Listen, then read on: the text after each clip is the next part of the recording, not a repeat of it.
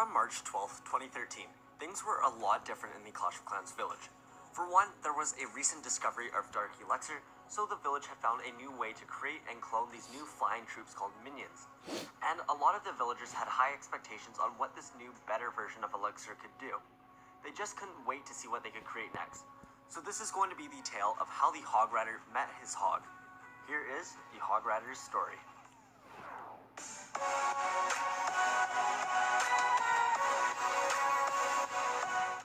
Back when the village was first getting established, the chief had to make a seriously tough decision. He had two similar troops that did practically the same thing, but unfortunately, he could only keep one due to army space limitations. So he decided to have these two troops duel it out to see who should get to stay. The two troops that were needing to compete was a barbarian who had a great mustache, was illiterate in English, could hold his breath for more than an hour, and who wielded a sword. The barbarian was facing off against a troop named Ryder, who also had some great facial hair, was an extremely annoying singer, had a fear of skeletons, and wielded a hammer. The two of them met in front of the chief, and then on the chief's command, they fought. The fight was over in less than a minute, as the barbarian absolutely dominated Ryder. His hammer was no match for the barbarian's sword and muscles. Not to mention, he also had the Barbarian King teach him how to fight properly. So Ryder unfortunately lost and was not allowed into the village's army. Instead, he got stuck with all of the dirty work, such as preparing all the meals for the armies and cleaning up other troops' messes. His job sucked. But he got to work immediately and went over to the campfire to start preparing the next meal. When he got there, there were already some giants sitting around, and it looked like they were playing some sort of game. When Ryder got closer to the camp, he realized that they were tormenting one of the hogs that were meant to be barbecued later. The hog took a quick look at Ryder and gave him a look of desperation before a giant threw him to another giant as if they were playing football. American football, that is. Ryder knew that he had to do something, but he also knew that those giants could easily crush him without any effort if they caught him.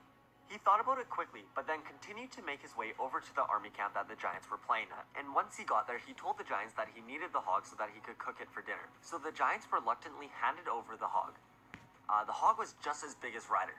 Ryder then took the hog back the way he came, but before he could get too far, a giant yelled out, "Hey, that's not the way to the kitchen.